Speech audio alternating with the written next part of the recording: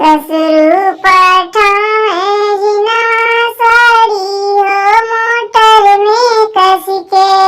ससुर पठावे जिनवा साड़ी हो मोटर में कस के। सासुइया देले बिरही बोल हो ससुर से कही के। सासुइया बोले बिरही बोल हो ससुर से कही के। खाबे जहरे मरी जब हो कुआन में डूबी के।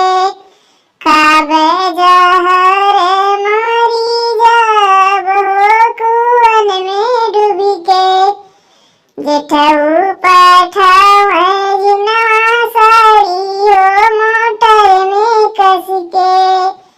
जेठऊ पठावे जिनवा साड़ी हो मोटर में कस के। जेठनिया बोले बिरही बोल हो जेठऊ से कही के। जेठनिया बोले बिरही बोल हो जेठऊ से कही के। खाबे जहरे मरी जब हो कुआन में डूबी के।